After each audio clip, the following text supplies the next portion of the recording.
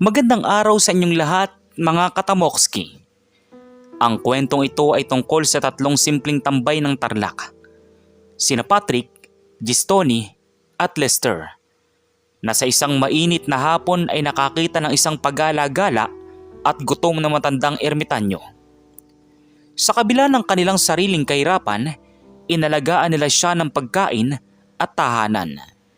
Hindi nila alam na ang matandang lalaking kanilang tinulungan ay si Mang Ernesto, isang bilyonaryong nawalan ng layunin sa buhay. At ang kanilang kusang loob na kabutihan ay magdudulot ng mga pagbabagong magpapabago ng kanilang buhay at ng marami pang iba. Kaya tara na, isandal nyo na lang ang inyong mga ulo sa isang komportabling pwesto. Isara ang mga mata kung gusto ninyo.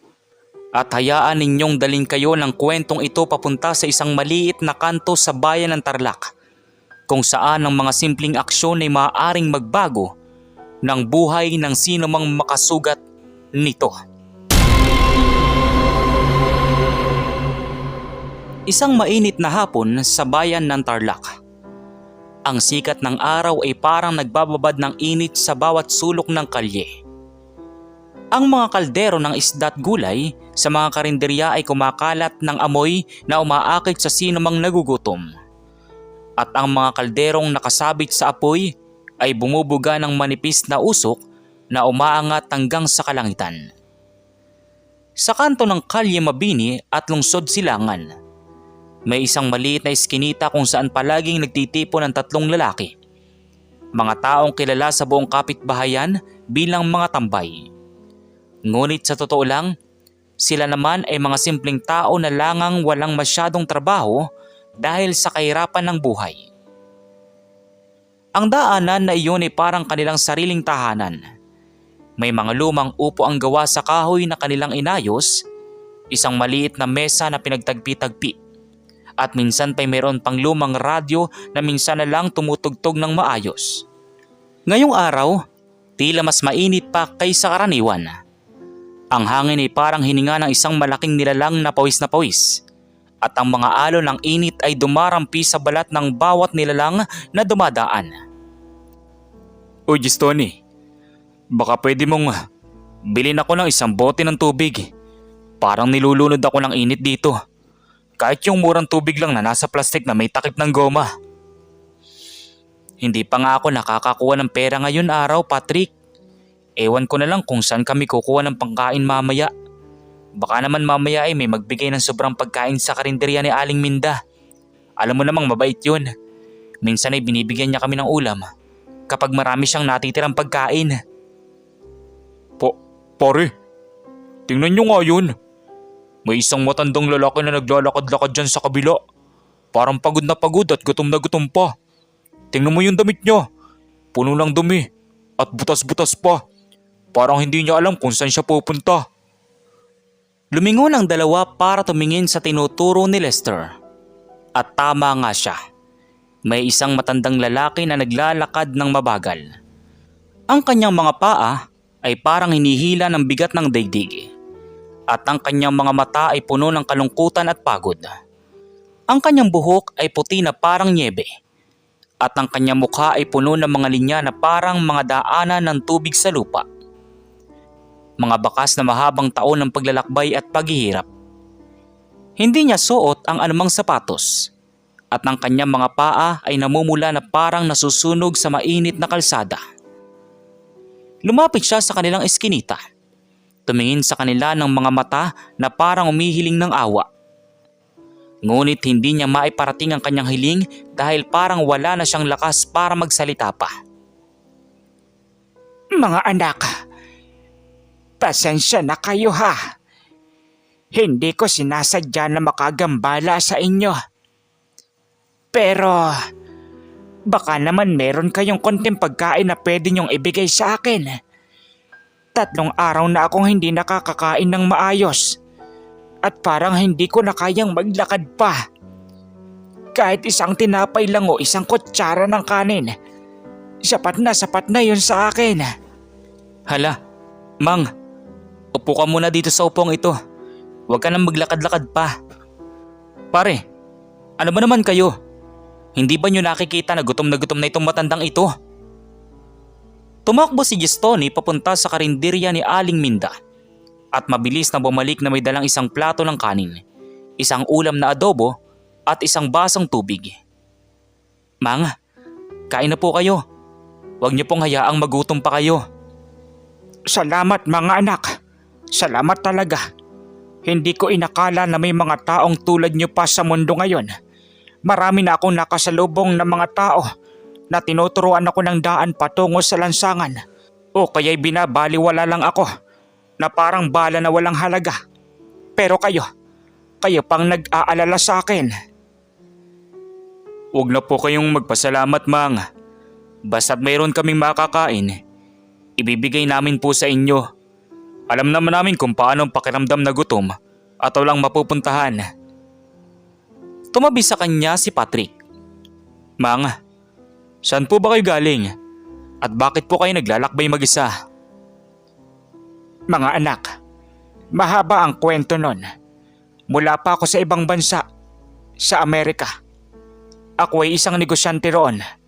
Meron akong maraming kumpanya, mga lupain, at mga ari-arian na nagkakahalaga ng milyong-milyong dolyar. Pero noong mamatay ang aking asawa at ang aking mga anak sa isang aksidente ng sasakyan, nawalan ako ng gana sa buhay. Iniwan ko na lahat ng ari-arian ko. Ibinigay ko na lang sa mga kawang gawa at nagpasya ako maglakbay-lakbay para hanapin ang tunay na kahulugan ng buhay. Isang taon na ako naglalakbay mula sa ibang bansa papunta dito sa Pilipinas. At ngayon lang ako nakaramdam ng kaginawaan dahil sa inyong kabutihan. Oh, hala, Mang, bilyonaryo po kayo. Pero bakit po kayo naging ganito? Bakit hindi nyo na lang hinanap ang inyong mga kamag-anak o kaya'y humingi ng tulong sa mga tao na kilala ninyo? Kasi naman anak, hindi lahat ng bagay sa mundo ay mabibili ng pera. Natutunan ko na ang bagay na pinakamahalaga ay ang pagmamahal at kabutihan ng ibang tao. Mga bagay na hindi mabibili ng kahit anong halaga ng pera. Nung ako ay mayaman pa, maraming tao ang lumalapit sa akin dahil sa pera ko. Ngunit hindi ko alam kung tunay ba talaga ang kanilang pagmamahal sa akin. Ngayong ako'y ganito na, nakita ko na lang ang tunay na mukha ng mga tao. Yung iba ay mabait, pero yung iba naman ay bastos at walang awa. Pero kayo ang nagpakita sa akin na mayroon pa ring mga mabubuting tao sa mundo. Nagpatuloy ang pag-uusap ng 4 hanggang sa dumilim ang gabi. Ibinigay pa ng 3 tambay ang kanilang maliit na kumot sa matanda para hindi siya lamigin sa gabi at inalagaan siya tulad ng kanilang sariling ama.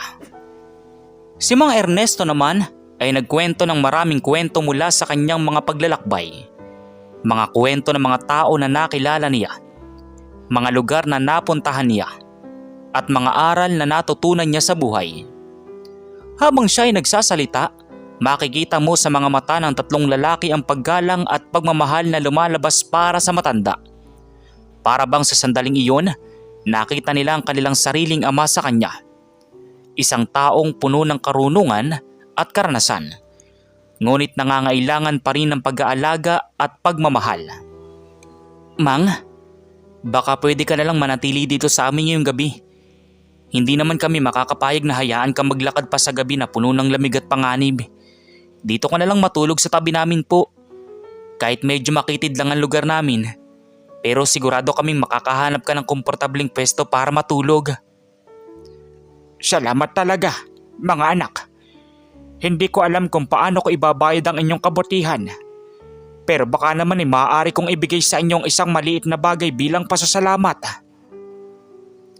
Kumuha si Mang Ernesto sa kanyang bag. Ito ay isang alahas na ibinigay sa akin ng aking asawa nung aming 2nd anibersaryo. Hindi ito napakamahalaga sa halaga ng pera. Pero para sa akin, ito ay mas mahalaga pa sa anumang ginto o diamante sa mundo. Sana'y tanggapin niyo ito bilang tanda ng aking pasasalamat. Hindi po kami makakatanggap niyan, Mang. Hindi namin ito ginawa para makakuha ng anumang bagay sa inyo. Ginawa po namin ito dahil iyon ang tama at dahil alam namin kung paano ang pakiramdam na walang tutulong sa inyo. Ah, naiintindihan ko kayo mga anak. Pero sana'y tanggapin nyo na lang ito bilang isang alaala. Baka naman sa hinaharap ay makatulong ito sa inyo sa mga oras na kailangan ninyo. Itago nyo na lang ito nang maingat. At kung sakaling kailangan nyo ako, alam nyo namang hindi ako magpapahuli para tulungan kayo. Hindi na makapagpigil ang tatlong lalaki, kaya tinanggap na nila ang kahon. Inilagay ito ni Gistoni sa isang ligtas na lugar, sa ilalim ng kanilang mesa na binubuo ng mga lumang kahoy. Pagkatapos noon, nagpasya silang matulog na. Si Mang Ernesto ay natulog ng mahimbing sa tabi nila, habang ang tatlong lalaki ay nakaupo naman sa kanilang mga upuan na pinag-uusapan pa rin ng mga kwentong ibinabahagi ng matanda. Ang gabi ay tahimik at payapa.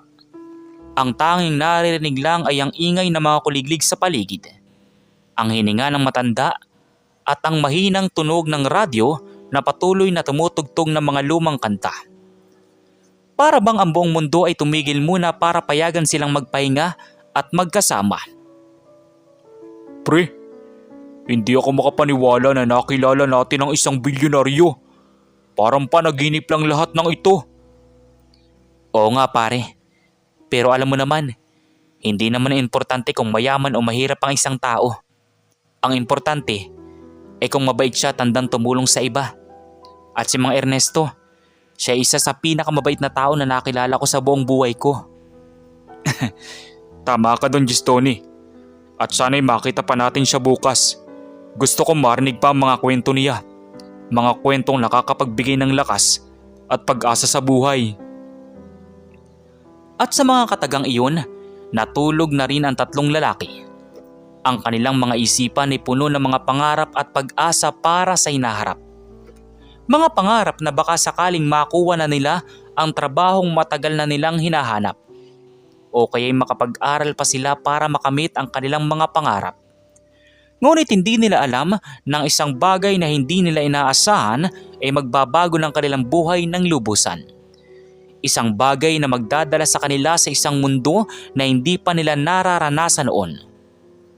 Bukas ng umaga, ang kanilang tahimik na buhay bilang mga tambay sa Tarlac ay magbabago na magpakailanman.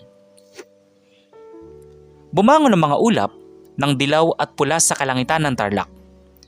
Isang senyales na magiging maganda naman ang panahon ngayong araw. Ang simoy ng hangin ay bagyang malamig pa. At ang mga bula ng tubig mula sa mga gripo sa kalye ay gumagawa ng tunog na parang musika sa tahimik na umaga. Ang tatlong lalaki ay unti-unting nagising. Si Patrick ay unang bumangon. Kumuha ng tubig sa kalye at naghugas ng muka. Si Lester naman ay naglagay ng uling sa kanilang maliit na kalan para magluto ng kape. At si Gistoni ay naghahanap ng kanilang mga pagkain para sa almusal. Ngunit hindi nila makita si Mang Ernesto. Ang upuang kinaroroonan niya kagabi ay wala ng tao. At ang kumot na ibinigay nila sa kanya ay maayos na inayos sa upuan. May isang maliit na tala na nakadikit sa upuan. Gawa sa lumang papel na parang kinuha mula sa isang dyaryo. Maya-maya ay binasa ni Gistoni ang nakasulat. Mga mahal kong anak, maraming salamat sa inyong kabutihan kagabi. Hindi ko kayo makakalimutan habang buhay. Kung sakaling kailangan nyo ako, huwag kayong mahihiyang humingi ng tulong. Hanapin nyo na lang ako sa pamamagitan ng aking pangalan, Ernesto de la Cruz. Muli, maraming salamat sa inyo. Tumingin si Gistoni kay Patrick at Lester matapos mabasa ang sulat. Pare, umalis na pala si Mang Ernesto. Hindi man lamang natin siya nakakwentuhan sa huling sandali. Pare, okay lang yun. Baka naman ay may kailangan siyang gawin. Baka naman ay babalik siya ulit dito. Alam naman natin na hindi siya makakalimot. Sana nga pare. Gusto pa naming marinig pa kung paano niya naiwan lahat ng kayamanan niya at nagpa siya maglakbay Parang may mas malalim pang dahilan yun eh. Habang nagkukwentuhan pang tatlo, biglang umalingaw ang boses ng isang babae mula sa karinderya ni Aling Minda na nakabukas na ang telebisyon para sa mga mamimili. Breaking news! Hinahanap ng mga makapangyarihang tao sa buong mundo ang bilyonaryong si Ernesto de la Cruz, sabi sa isang telebisyon. Napalingon agad ang tatlong lalaki sa direksyon ng telebisyon. Ang kanilang mga mata ay lumaki habang nakikita nila ang litrato ng matandang kanilang pinakain kagabi. Nakasuot pa rin siya ng mga damit na puno ng dumi at butas-butas. Ngunit sa ibaba ng litrato ay malaking titik na nakasulat, Ernesto de la Cruz, may-ari ng De La Cruz Global Corporation. Halaga ng mga ari-arian, $12.5 bilyong. Mga bata, tingnan nyo yan. Siya yung matandang pinakain nyo kagabi, di ba? Tanong ni Aling Minda. Opo, Aling Minda. Siya nga po yun. Habang patuloy na tumatakbo ang balita sa TV, maraming detalye ang lumabas tungkol kay Mang Ernesto. Ipinahayag ng kanyang mga abogado at mga tauhan na siya ay nawawala mula noong 1 taon matapos mamatay ang kanyang pamilya. Iniwan niya ang lahat ng mga ari-arian at opisina niya sa Amerika. At walang sino man ang nakakaalam kung saan siya nagpunta. Ngayon, inihayag ng kanyang kumpanya na nagbigay sila ng malaking gantimpala, 50 milyong piso, sa sino mang makakapagbigay ng impormasyon kung nasaan siya o kaya'y makakapagdala sa kanya pabalik sa kanyang mga tauhan.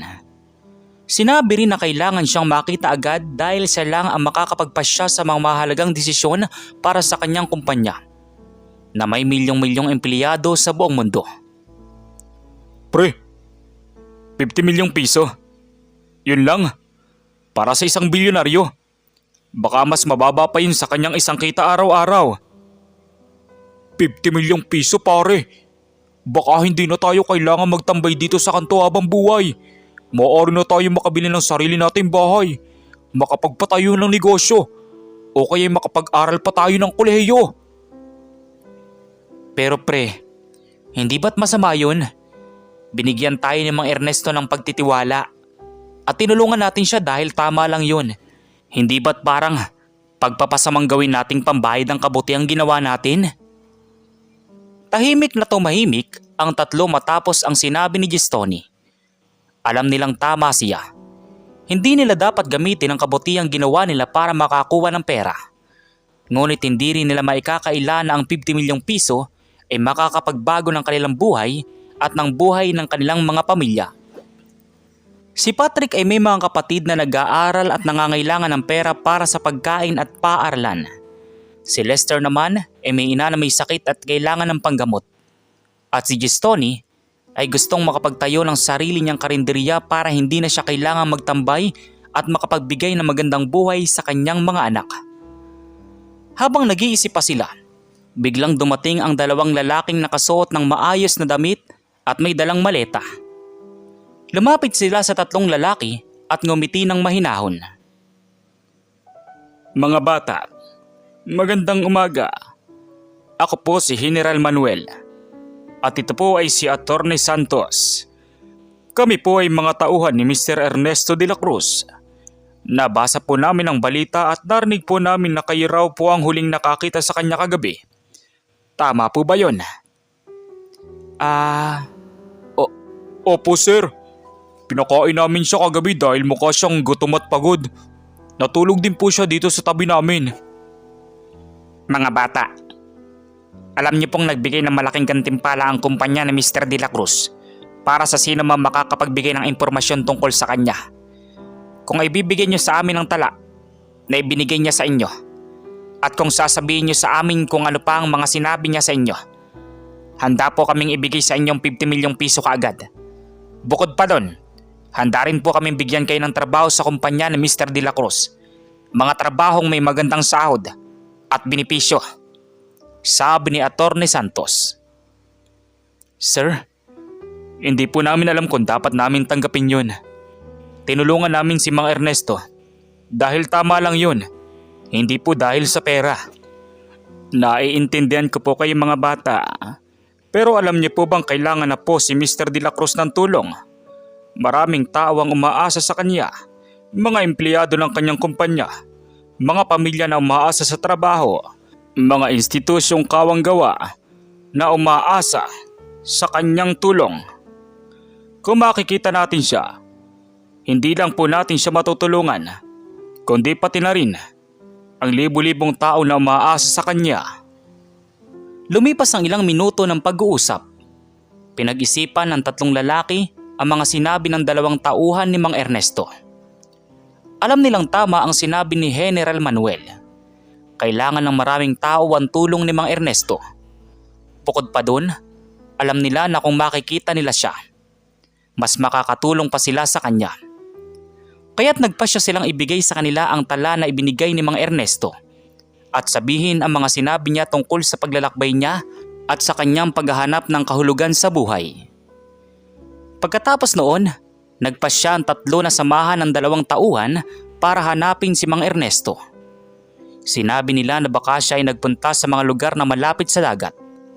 Dahil sinabi niya kagabi na mahal niya ang dagat at doon niya nakikita ang katahimikan na hinahanap niya. Kumuha sila ng isang sasakyan at pumunta sa baybayin ng Tarlac. Sa isang maliit na puok na kilala bilang Punta ng Pag-asa, kung saan ang dagat ay tahimik at malinis, at ang mga puno ng niyog ay umaalingaw-ngaw ng tunog tuwing inihipan ng malakas na hangin. Sir, dito po siguro siya napunta. Sinabi niya kasi kagabi na gusto niyang manatili sa mga lugar na tahimik at malayo sa ingay ng lungsod. Habang naglalakad sila sa baybayin, biglang nakita nila ang isang matandang lalaki na nakaupo sa bato. Nakatingin lang sa dagat. Si Mang Ernesto nga ito. Nakasuot pa rin ang mga damit na puno ng dumi. Ngunit mukhang mas payapa na ang kanyang mukha. Nakita niya ang tatlong lalaki at ang dalawang tauhan at ngumiti ng mahinahon. Mga anak, alam ko namang hahanapin niyo ako. At alam ko rin namang hindi niyo ako pababayaan. Tumingin si Mang Ernesto kay General Manuel at Atty. Santos. Mga kaibigan, pasensya na kayo ha. Hindi ko sinasadya na magdulot ng abala sa inyo. Pero ngayon, handa na akong bumalik. Natagpuan ko na ang hinahanap ko. Ang pag-alam na mayroon pa ring mga mabubuting tao sa mundo na handang tumulong kahit walang kapalit. Mr. De La Cruz, sobrang saya po namin na makita kayong maayos. Maraming tao po ang nag-aalala sa inyo. At ito pong tatlong bata, sila po ang dahilan kung bakit namin kayo natagpuan. Mga anak, hindi ko kayo makakalimutan. Sabi ko na nga ba, kayo ang magbibigay sa akin ng pag-asa sa buhay. Tumingin si Mang Ernesto kay Atty. Santos. Atty. Santos, ibigay na natin sa kanilang gantimpala na ipinangako natin. Bukod pa doon, ibigay na rin natin sa kanilang mga trabahong ipinangako natin. At isa pa, bibigyan ko sila ng isang lote ng lupa at pera para makapagtayo sila ng sarili nilang negosyo. Gusto kong tularan sila ng ibang tao sa kabutihang ginawa nila sa akin. Hindi makapaniwala ang tatlong lalaki sa mga sinabi ni Mang Ernesto. Hindi nila inakala na ang simpleng kabutihang ginawa nila ay magdudulot ng ganitong kalaking biyaya sa kanila. Ngunit alam nila na hindi lang ito para sa kanila. Ito rin ay para sa kanilang mga pamilya at sa mga taong kailangan ng tulong. Habang lumulubog ang araw sa baybayin ng Tarlac, ang apat na tao ay nakaupo sa bato, nakatingin sa dagat at nagkukwentuhan. Si Mang Ernesto ay nagkwento ng mga plano niya para sa kanyang kumpanya. Plano niyang dagdagan pa ang tulong sa mga mahihirap, magpatayo ng mga paaralan at ospital, at tulungan ang mga kabataan na makapag-aral. Samantala, ang tatlong lalaki ay nagkwento naman ng kanilang mga pangarap. Pangarap na makapagpatayo ng sarili nilang negosyo, makapagbigay ng magandang buhay sa kanilang mga pamilya, at tulungan din ng ibang tao na kailangan ng tulong. Para bang ang buong mundo ay tumigil muna para payagan silang magsama at magplano para sa isang mas magandang kinabukasan. Isang kinabukasan na puno ng pag-asa, pagmamahal at kabutihan. Ilang linggo na ang lumipas mula nang makita muli ni Mang Ernesto ang tatlong lalaki. Sa loob ng linggong iyon, maraming bagay ang nagbago sa buhay ni Patrick, Gistoni at Lester. Natanggap nila ang 50 milyong piso na gantimpala at agad nilang ginamit ang pera para tulungan ang kanilang mga pamilya. Si Patrick ay nagpagamot sa kanyang ina na may sakit at ibinilipan niya ng bagong bahay ang kanyang pamilya. Si Lester naman ay nag-enroll sa isang technical na paaralan para matuto ng mga kasanayan sa pagmamanupaktura at binili niya ang mga gamit para sa kanyang mga kapatid na nag-aaral. Si Gistoni naman ay nagsimula na ng pagpaplano para sa kanyang sariling karinderya. Bumili na siya ng lote ng lupa sa tabi ng kalsada at nagsisimula na siyang kumuha ng mga gamit at sangkap para sa kanyang negosyo. Ngunit hindi lang iyon. Tinanggap din nila ang trabaho na ibinigay sa kanila ng kumpanya ni Mang Ernesto. Si Patrick ay naging isang supervisor sa isang pabrika ng mga produktong pagkain. Si Lester ay naging isang technician sa isang planta ng enerhiya. At si Gistoni ay naging isang consultant para sa mga maliliit na negosyo na sinusuportahan ng kumpanya. Bukod pa doon, binigyan sila ng Mang Ernesto ng isang espesyal na tungkulin sa kumpanya. Sila ang magiging mga tagapagtaguyod ng programa ng kumpanya na tinatawag na Tulong ng Bayan, na layunin na tulungan ang mga mahihirap na pamilya sa buong bansa sa pamamagitan ng pagbibigay ng trabaho, pagkain at tirahan. Mga kaibigan, tandaan nyo, hindi lang tayo nagtatrabaho para sa pera. Tayo ay nagtatrabaho para tulungan ang isa't isa at para makapagbigay ng magandang buhay sa ating mga pamilya. Kaya't gawin natin ang lahat na makakaya natin para gawing maganda ang bawat produkto na ginagawa natin. Si Patrick ay naging isang mahusay na supervisor. Binibigyan niya ng pantay na pagtingin ang lahat ng manggagawa at laging handang tumulong sa mga taong kailangan ng tulong. Maraming manggagawa ang nagsasabi na siya ang dahilan kung bakit sila masaya sa kanilang trabaho at kung bakit mas nagiging epektibo sila sa kanilang mga gawain. Uy, pre, hindi mo ba alam na ang tamang paraan para ayusin ito ay ganito? Ipinaliwanag ni Lester ang pag-aayos ng makinarya. Kaya tandaan ninyo, laging suriin muna natin ang lahat bago natin gawin ang anumang bagay. Baka naman mapahamak pa tayo. Si Lester naman ay naging isang mahusay na technician. Alam niya ang lahat ng tungkol sa mga makinarya sa planta. At laging handang turuan ng ibang tao ng mga kasanayan na alam niya. Maraming tao ang nagsasabi na siya ang dahilan kung bakit mas gumagana ng maayos ang planta at kung bakit mas kaunti na ang mga problema sa mga makinarya. Mga kaibigan, tandaan nyo, ang negosyo ay hindi lang tungkol sa pagkakaroon ng pera. Ito rin ay tungkol sa pagbibigay ng serbisyo sa ibang tao at paglikha ng mga trabaho para sa mga taong kailangan ito. Kaya't kapag nagtatayo tayo ng negosyo, dapat nating isipin muna kung paano natin matutulungan ang ibang tao. Si Gistoni ay naging isang mahusay na consultant. Binibigyan niya ng magagandang payo ang mga maliliit na negosyante. At laging handang tumulong sa kanila na malampasan ang mga problema na kanilang kinakaharap. Maraming negosyante ang nagsasabi na siya ang dahilan kung bakit lumago ang kanilang negosyo at kung bakit mas marami silang natutulungan na tao. Ngunit hindi lahat ng bagay ay maayos. May ilang tao sa bayan ng Tarlac na hindi nakakaintindi ng kung bakit biglang naging mayaman ang tatlong lalaki. May ilang tsismis na kumakalat sa buong bayan. Sinasabing ninakaw nila ang pera ni Mang Ernesto o kaya binigyan sila ng pera dahil may ginawa silang masama sa matanda. Ang ilang mga dating kaibigan nila ay nagsimulang magtanong-tanong at ang ilan pa ay nagsimulang humingi ng pera sa kanila nang walang dahilan. Hindi ko maibibigay sa iyo ang pera na hinihiling mo, pare. Alam mo naman na ang perang ito ay hindi lamang para sa akin. Ito ay para sa aking pamilya at para sa mga taong kailangan ng tulong.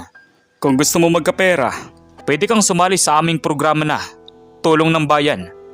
Doon ka makakahanap ng trabaho at makakapag-ipon ka ng sarili mong pera. Hindi yung kailangan mong humingi sa akin. Bakit naman kailangan nabigyan ng pera? Hindi ba't dati kayong tambay lang dito sa kanto? Baka naman may lihim kayong tinatago. Nalungkot si Patrick sa sinabi ng kanyang dating kaibigan. Ngunit alam niyang hindi niya kailangang patunayan ang anumang bagay sa sino mang hindi nakakaintindi. Pinili na lang niyang tulungan ang mga taong handang tumanggap ng tulong at ibahagi ang mga aral na natutunan niya mula kay Mang Ernesto. Si Lester naman ay kinakaharap din ng mga hamon. May ilang tao sa planta na naiinggit sa kanya dahil sa bilis ng kanyang pag-asenso. Ang ilan ay nagsisimula ng gumawa ng mga kwentong hindi totoo tungkol sa kanya. At ang ilan pa ay nagsimulang hadlangan siya sa kanyang mga gawain. Isang araw, nakipag-usap si Lester sa kanyang kasamaan sa planta na naiinggit sa kanya. Alam mo ba pre, hindi ako naging successful dahil sa swerte lang. Nag-aral ako na mabuti, nagtrabaho ako ng gusto, at tinanggap ko ang mga pagkakataong ibinigay sa akin. Kung gusto mo makatulad sa akin, pwede kang mag-enroll sa technical na paaralan kung saan ako nag-aral. Doon ka makakakuha ng mga kasanayan na kailangan mo para umasenso sa buhay. Sige na nga pre. Pasensya na kung medyo naiinggit ako sa iyo. Gusto ko rin namang makapagbigay ng magandang buhay lang sa aking pamilya. Dahil sa pag-amin ng kanyang kasama sa trabaho, natuwa si Lester. Pinili na lang niyang turuan ng mga taong handang matuto at tulungan silang makamit ang kanilang mga pangarap.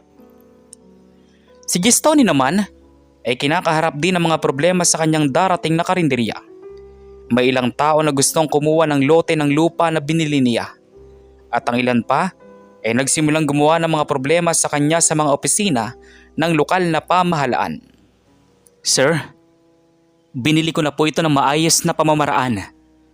May lahat po akong mga papeles na kailangan. Kung may problema po kayo, pwede naman po tayong makipag-usap na maayos para malutas ito. Pasensya na po, Gistoni. Hindi ko po alam na ikaw pala ito. Alam ko naman po ang inyong ginagawa para sa bayan. At alam ko rin naman po na ikaw ay isang mabuting tao. Tutulungan na po kita na ayusin ang lahat ng mga papeles para may pagpatuloy mo na ang pagtatayo ng iyong karinderya. Sabi ng isang opisyal. Natuwa naman si Gistoni nang maintindihan ng opisyal. Pinili na lang niyang gawin ang lahat ng makakaya niya para itayo ang kanyang karinderya. At tiyakin na ito'y makakatulong sa maraming tao. Isang buwan na ang lumipas mula nang magsimula ang mga pagbabago sa buhay ng tatlong lalaki. Sa loob ng buwan na iyon, natutunan nilang harapin ang mga hamon ng buhay na may tapang at tibay ng loob. Natutunan din nilang ibahagi ang kanilang kayamanan at karunungan sa ibang tao. At tiyakin na ang bawat aksyon na kanilang ginagawa ay may positibong epekto sa iba. Isang araw, tinawag sila ni Mang Ernesto sa kanyang opisina sa Maynila. Pagdating nila doon, nakita nila si Mang Ernesto na nakaupo sa isang malaking mesa, kasama ang kanyang mga abogado at mga tauhan. Ngumiti siya sa kanila nang makita silang dumating. Mga anak, napakasaya kong makita kayong muli. Narinig ko na ang mga nangyayari sa inyo sa Tarlac. Narinig ko na ang mga hamon na kinakaharap ninyo. At narinig ko rin na paano ninyo hinarap ang mga ito nang may kabutihan at integridad. Ito mismo ang dahilan kung bakit ko kayo pinili na maging bahagi ng aking kumpanya. Dahil alam kong hindi nyo ipagpapalit ang inyong mga prinsipyo kahit anong mangyari. Lumapit naman si Attorney Santos sa kanila.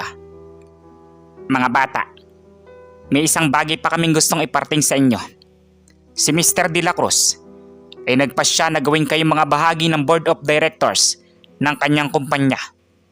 Ibibigay din sa inyong karapatan na pamahalaan ng ilan sa mga proyekto ng kumpanya, lalo na mga proyekto na may kinalaman sa pagtulong sa mga mahihirap na pamilya. Sir? Bakit po kami? Maraming ibang tao na mas may karanasan at kaalaman kaysa sa amin. Hindi makapaniwalang sabi ni Lester. Dahil naman anak, hindi lang ang karanasan at kaalaman ang mahalaga sa buhay. Mahalaga rin ang puso na handang tumulong sa iba at ang determinasyon na gawing mas maganda ang mundo para sa lahat. At alam kong kayo mga taong may ganitong uri ng puso at determinasyon. Hindi makapaniwala ang tatlong lalaki sa mga sinabi ni Mang Ernesto. Hindi nila inakala na ang simpleng kabutihang ginawa nila sa isang matandang ermitanyo na paggala-gala sa lansangan ay magdudulot ng ganitong kalaking pagbabago sa kanilang buhay. Ngunit alam nila na hindi lang ito para sa kanila. Ito rin ay para sa lahat ng taong umaasa sa kanila at para sa lahat ng taong nangangailangan ng tulong. Pagkatapos ng pagpupulong, inanyayahan sila ng Mang Ernesto na kumain sa isang malaking restaurant sa Maynila. Habang sila ay kumakain at nagkukwentuhan, biglang tinanong ni Mang Ernesto ang tatlong lalaki tungkol sa kanilang mga plano para sa hinaharap. Sir, plano po naming palawakin pa ang programa ng tulong ng bayan sa buong bansa. Gusto po naming magpatayo ng mas maraming paaralan, ospital at pabrika para makapagbigay ng trabaho at serbisyo sa mas maraming tao. Gusto rin po naming turuan ng mga kabataan na mga kasanayan na kailangan nila para makamit ang kanilang mga pangarap sa buhay.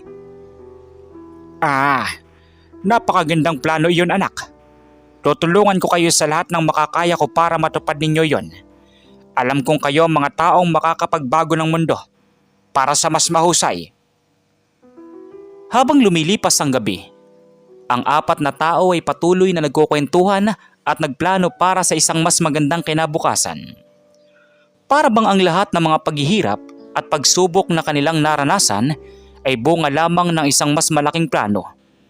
Isang plano na layunin na ipakita sa mundo na ang kabutihan at pagmamahal ay maaaring magbago ng buhay ng sino mang makasugat nito. Samantala, isang buwan na naman ang lumipas mula nang gawing bahagi ng board of directors ng kumpanya ni Mang Ernesto ang tatlong lalaki. Sa loob ng buwang iyon, maraming proyekto ang kanilang natapos. Nagpatayo sila ng 5 bagong paaralan sa mga liblib na lugar sa Luzon. 3 bagong ospital sa mga bayan na walang sapat na pasilidad ng pangangalagang pangkalusugan. At 2 bagong pabrika na nagbigay ng trabaho sa mahigit 1,000 tao. Ngunit hindi lang iyon. Binuksan na rin ni Gestoni ang kanyang sariling karinderya sa Tarlac na pinangalanan niyang Kainan ng Bayan. Ang karinderya ay hindi lamang nagbebenta ng masasarap at abot kayang pagkain. Nagbibigay din ito ng libreng pagkain sa mga batang pulubi at matatandang walang makakain tuwing umaga at gabi. Bukod pa doon, tinuturuan din ni Gestoni ang mga kabataan na mga kasanayan sa pagluluto at pagpapatakbo ng negosyo para makapagbukas sila ng sarili nilang mga negosyo sa hinaharap. Mga bata, tandaan ninyo, ang pagluluto ay hindi lang tungkol sa paggawa ng masasarap na pagkain. Ito rin ay tungkol sa pagbibigay ng kasiyahan sa ibang tao at paglikha ng mga alaala na makakatagal ng habang buhay. Kaya't kapag nagluluto kayo, dapat nating isipin muna kung paano natin mapapasaya ang mga taong kakain ng pagkain na ginawa natin, sabi ni Gestoni sa mga kabataan. Maraming kabataan ang natututo mula kay Gestoni. Marami sa kanila ang nagsimulang magbukas ng sarili nilang mga karinderya o tindahan ng pagkain. At lahat sila ay sumusunod sa prinsipyong itinuro niya. Magbenta ng dekalidad na produkto sa abot kayang halaga at laging tumulong sa mga taong kailangan ng tulong. Si Patrick naman ay patuloy na namamahala sa pabrika ng mga produktong pagkain. Sa ilalim ng kanyang pamamahala, lumago ng gusto ang pabrika. Nagdagdag sila ng mas maraming produkto, nagbigay ng mas magandang benepisyo sa mga manggagawa, at nagsimulang mag-export ng mga produkto sa ibang bansa. Ngunit hindi niya nakakalimutan ang kanyang mga pinagmulan. Tuwing linggo, bumabalik siya sa kanto ng Kalye Mabini at Lungsod Silangan sa Tarlac para kausapin ang mga batang tambay at tulungan silang makahanap ng trabaho o makapag-aral.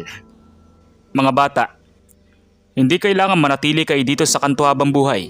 May maraming pagkakataon na naghihintay sa inyo sa labas. Kailangan lang ninyo magtiwala sa inyong sarili. Magtrabaho ng gusto at huwag kailanman sumuko sa mga pangarap ninyo.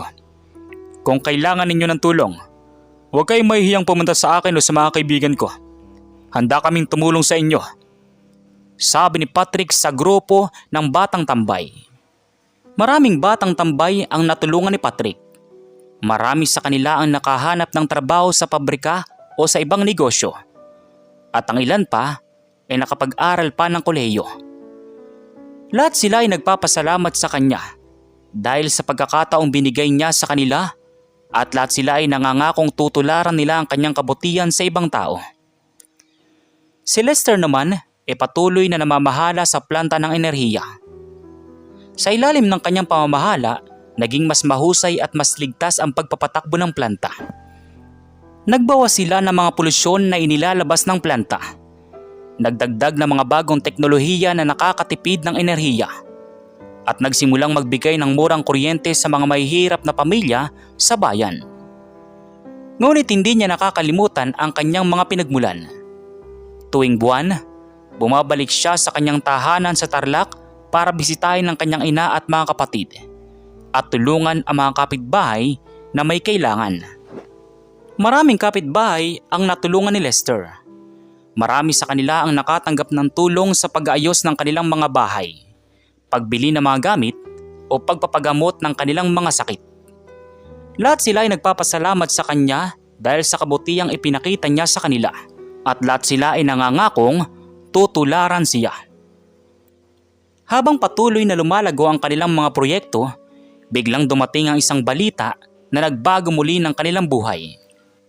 Sinabi ng mga tauhan ni Mang Ernesto na siya ay nagkasakit ng malubha.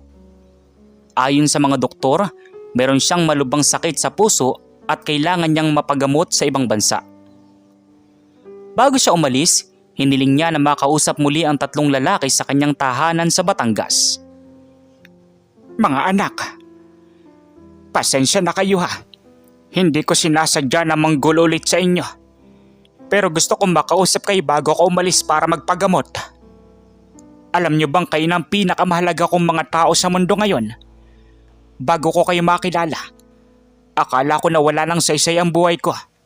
Pero nung tinulungan niyo ako, nung ako'y isang walang-wala na lang na matanda sa lansangan, ibinalik niyo ang pag-asa sa akin. Binigyan niyo ako ng dahilan para mabuhay pa at gawing mas maganda ang mundo. Hindi po kayo nakakagulo sa amin, Mang Ernesto. Ikaw po ang dahilan kung bakit nagbago ang aming buhay. Kung hindi po namin kayo nakilala, baka nananatili pa rin kaming tambay sa kanto ng Tarlac na walang pangarap at walang pag-asa.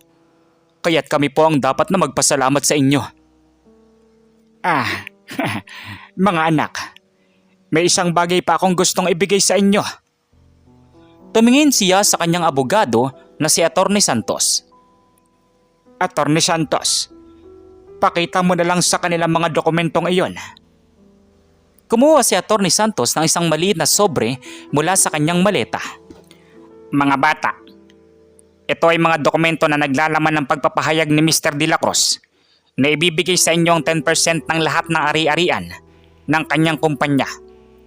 Ito ay para tiyakin na patuloy na makakatulong kayo sa mga taong nangangailangan kahit na siya ay wala na sa tabi ninyo. Bukod pa doon, pinaglalagyan na rin po namin ang pangalan ninyo sa mga dokumento bilang mga tagapagmana ng kanyang pribadong ari-arian, mga lupa, bahay, at iba pang bagay na nais niyang ibigay sa inyo bilang pasasalamat sa inyong kabutihan. Sir, hindi po kami makakatanggap niyan. Napakarami na pong biyayang ibinigay niyo sa amin. Hindi na po namin kailangan pang anumang bagay. Hindi po namin matatanggap na yan. Huwag niyong tanggihan ito, mga anak. Ito ay hindi lang para sa inyo. Ito ay para sa lahat ng taong matutulungan ninyo sa inaharap. Gusto kong tiyakin na kahit na ako'y wala na, patuloy pa rin kayong makakapagbago ng buhay ng iba. Gusto ko ang kabutihang pinapakita nyo ay magpatuloy at lumaganap sa buong mundo. Hindi na makapagpigil ang 3 lalaki. Tumulo ang mga luha mula sa kanilang mga mata habang tinatanggap nila ang mga dokumento. Alam nila na hindi nila kayang tanggihan ang hiling ni Mang Ernesto. At alam din nila na gagamitin nila ang mga biyayang ibinigay niya sa kanila para tulungan pa ang mas maraming tao.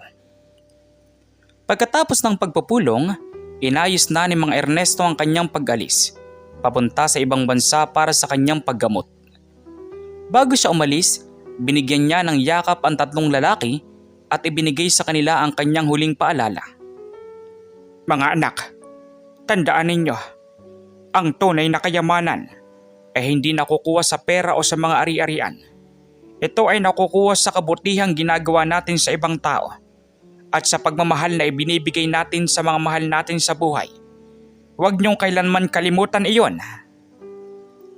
Pag-alis ni Mang Ernesto, nagpasya ang 3 lalaki na pagbutihan pa ang kanilang mga gawain. Pinagpasya nilang palawakin ang programa ng tulong ng bayan. Sa Visayas at Mindanao, magpatayo ng mas maraming paaralan doon, ospital at pabrika. At turuan pa ang mas maraming kabataan na mga kasanayan na kailangan nila para makamit ang kanilang mga pangarap sa buhay. 1 taon na ang lumipas mula nang umalis si Mang Ernesto para magpagamot. Sa loob ng taong iyon, maraming bagay ang nangyari. Ang programa ng tulong ng bayan ay nakatulong na sa higit 10 milyong pamilya sa buong bansa. Ang karinderya ni Gestoni ay naging isang kadena ng mga kainan na nagbibigay ng trabaho sa mahigit 500 tao. Ang pabrika ni Patrick ay naging isa sa pinakamalaking producer ng mga produktong pagkain sa bansa. At ang planta ni Lester ay naging isa sa pinakamalakas at pinakamabuting planta ng enerhiya sa Asya. Ngunit sa kabila ng lahat ng tagumpay na kanilang nakamit, hindi nila nakakalimutan si Mang Ernesto. Tuwing umaga, bago sila magsimula ng kanilang mga gawain, nananalangin sila para sa kanyang mabilis na paggaling. Tuwing linggo, nagtitipon sila sa kanto ng Kalye Mabini at lungsod Silangan ng Tarlac para kausapin ang mga batang tambay at ibahagi ang kanilang mga kwento. At tuwing taon, pumupunta sila sa Batangas para bisitahin ang tahanan ni Mang Ernesto at alagaan ang mga halaman at hayop na nandoon. Mga bata, gusto kong ibahagi sa inyong isang kwento. Isang kwento ng isang matandang lalaki na pag-alagala sa lansangan na tinulungan ng 3 simpleng tambay. Hindi nila alam na ang matanda ngayon ay isang bilyonaryo at hindi rin nila alam na ang kanilang simpleng kabutihan ay magbabago ng kanilang buhay ng lubusan. Kaya tandaan ninyo, hindi kailangan maging mayaman o makapangyarihan para makapagbago ng mundo. Kailangan lang nating magkaroon ng pusong handang tumulong sa iba at determinasyong gawing mas magandang buhay ng lahat. Habang si Lester ay nagsasalita, biglang tumunog ang telebisyon sa karinderya ni Aling Minda. Lumabas ang mukha ni Mang Ernesto sa screen. Siya ay nakasuot ng puting damit at ngumunguya ng mahinahon. Ang headline ng balita ay malinaw na nakasulat.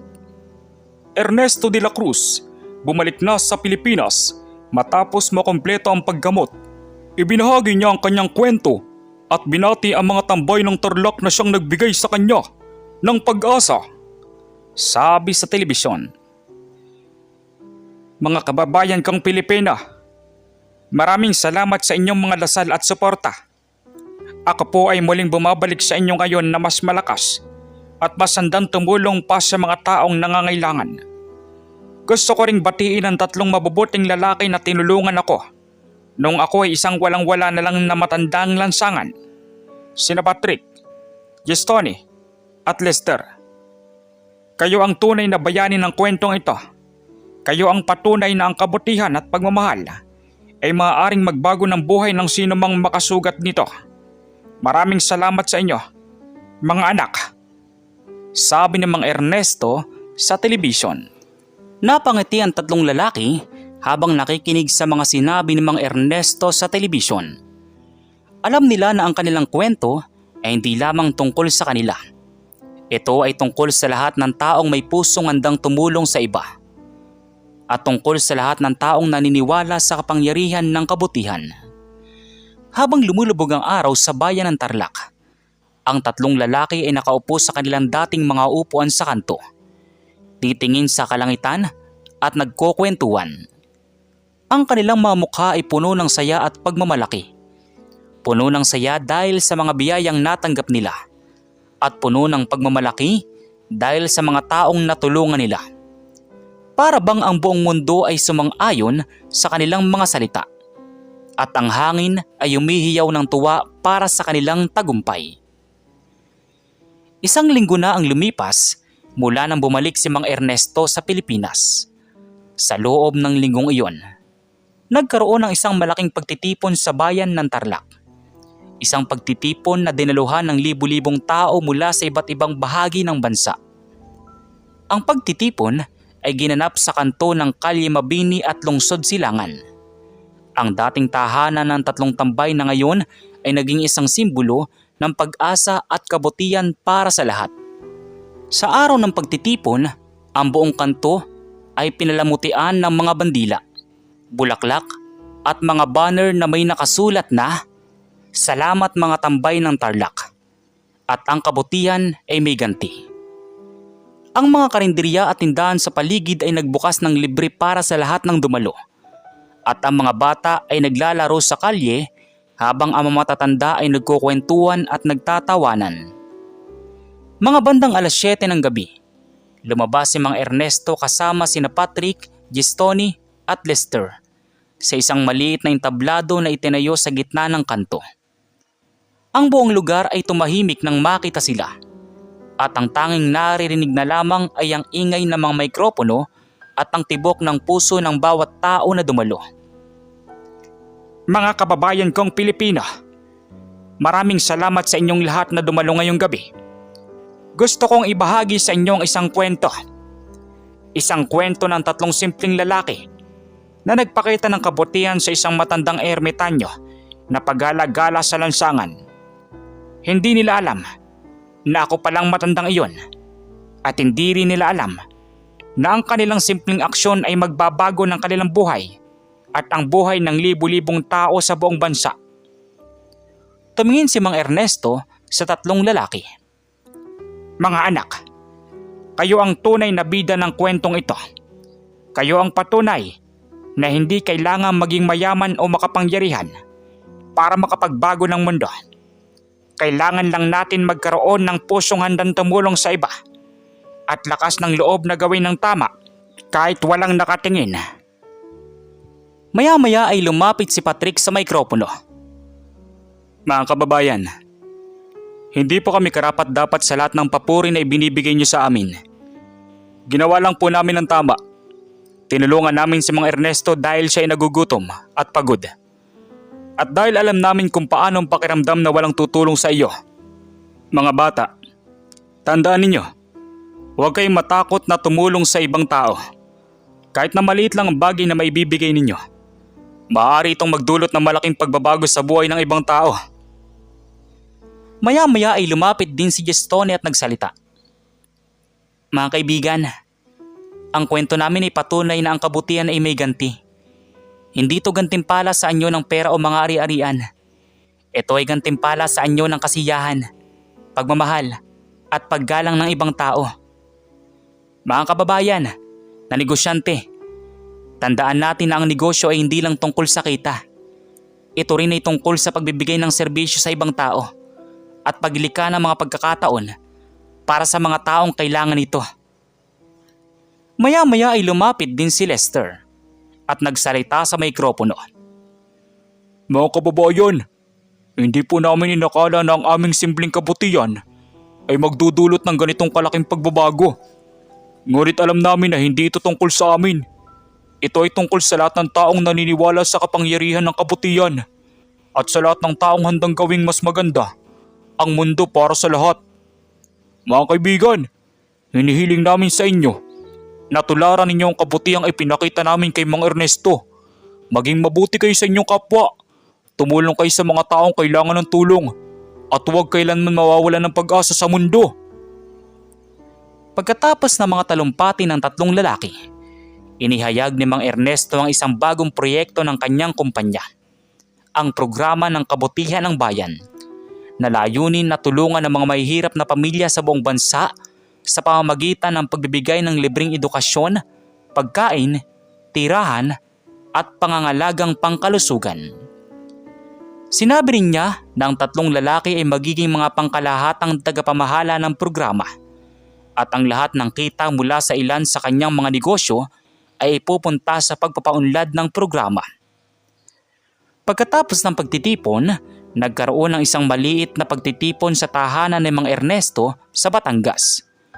Dumalo roon ang 3 lalaki, ang kanilang mga pamilya at ang mga malalapit na kaibigan ni Mang Ernesto. Habang sila'y kumakain at nagkukwentuhan, tinanong ni Mang Ernesto ang 3 lalaki kung ano pa ang kanilang mga pangarap para sa hinaharap. "Sir, plano po namin magpatayo ng isang sentro ng pag-aaral para sa mga kabataan na walang kakayahang makapag-aral.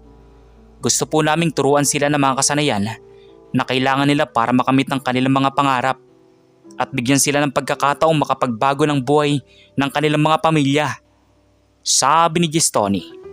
Sir, plano ko namang palawakin pa ang aming pabrika at magsimula ng mga proyekto para sa mga produktong organic at eco-friendly. Gusto ko rin pong magpatayo ng mga taniman ng gulay at prutas sa mga liblib na lugar para makatulong sa pagpapababa ng presyo ng pagkain at pagbibigay ng trabaho sa mga lokal na magsasaka, sabi naman ni Patrick. Sa uli, ang nagsalita ay si Lester. Sir, plano ko namang magpatayo ng mga planta ng renewable energy sa buong bansa. Mga planta na gumagamit ng solar, wind at hydropower. Gusto ko pong tiyakin na lahat ng pamilya sa Pilipinas ay makakakuha ng sapat at abot kayang kuryente at mabawasan din natin ang ating pag-asa sa mga fossil fuel na nakakasira ng kalikasan. Napakagaganda ng mga plano ninyo mga anak. Tutulungan ko kayo sa lahat na makakaya ko para matupad ninyo ang mga iyon. Alam kong kayo ang mga taong makakapagbago ng Pilipinas para sa mas mahusay at makakapagbigay ng pag-asa sa mga susunod na henerasyon, sabi ni Mang Ernesto. Habang lumilipas ang gabi, ang lahat ng naroon ay patuloy na nagkukwentuhan at nagtatawanan. Ang mga kwento ng kanilang mga paghihirap at tagumpay ay umalingaw-ngaw sa buong lugar. Mga kwentong nagpapakita na ang tunay na kayamanan ay nasa puso ng taong handang tumulong sa iba. At ang tunay na tagumpay ay nasa mga taong natutulungan mo. Isang taon na naman ang lumipas mula nang ginanap ang pagtitipon sa Tarlac. Sa loob ng taong iyon, ang programa ng kabutihan ng bayan ay nakatulong na sa mahigit 20 milyong pamilya sa buong bansa. Nagbukas na rin ang sentro ng pag-aaral na plano ni Gistoni. Ito ay tinatawag na Sentro ng Pag-asa ng Kabataan. At nakatanggap na ng mahigit 1,000 estudyante mula sa iba't ibang bahagi ng bansa. Ang pabrika ni Patrick ay naging isa sa pinakamalaking producer ng organic na pagkain sa Asia. At ng kanyang mga taniman ay nagbibigay ng trabaho sa mahigit 5,000 magsasaka. Ang mga planta ng renewable energy ni Lester ay nagsisimula ng magbigay ng kuryente sa mahigit 10,000 pamilya. At naging modelo na ito para sa ibang bansa na nais na gumamit ng mas malinis na uri ng enerhiya. Ngunit sa kabila ng lahat ng tagumpay na kanilang nakamit, nanatili pa rin silang mga simpleng lalaki mula sa Tarlac. Tuwing linggo, bumabalik sila sa kanto ng Kalye Mabini at Lungsod Silangan para kausapin ang mga batang tambay at ibahagi ang kanilang mga kwento. Tuwing buwan, pumupunta sila sa mga liblib na lugar para bisitahin ang mga taong kanilang natutulungan. At tuwing taon, nagtitipon sila kasama si Mang Ernesto para magplano ng mga bagong proyekto na makakatulong pa sa mas maraming tao. Mga kaibigan, ito na ang katapusan ng kwento ng mga tambay ng Tarlac na pinakain ng isang matandang ermitanyo na pag-alagala sa lansangan. Isang kwento na nagpapakita na ang kabutihan ay hindi kailanman nasasayang at ang pinakamaliit na aksyon ay maaaring magdulot ng pinakamalaking pagbabago sa buhay ng sino mang makasugat nito. Isang kwento na nagbibigay ng pag-asa sa lahat ng taong nadadapa sa buhay na kahit na gaano pa kahirap ang sitwasyon, mayroon pa ring pag-asa para sa mas magandang kinabukasan. Tandaan natin palagi ang mga aral na ibinibigay ng kwentong ito. Maging mabuti tayo sa ating kapwa. Tumulong tayo sa mga taong kailangan ng tulong. At huwag kailanman mawawala ng pag-asa sa mundo. Sapagkat sa uli, ang kabutihan ang magwawagi. At ang pagmamahal ang magdudulot ng tunay na pagbabago sa ating mundo. Kayo, ano pong masasabi nyo sa kwento natin ngayon? At kung anong mga aral po ang mga natutunan ninyo? Maaari nyo po bang i-comment doon sa baba doon sa comment section para muli ko pong mabasa? So once again, inuulit ko pong muli. Ako po si Tamoxki TV. Kita-kita po tayong muli sa mga susunod pa nating maraming mga video. Thank you and God bless you all. Peace out.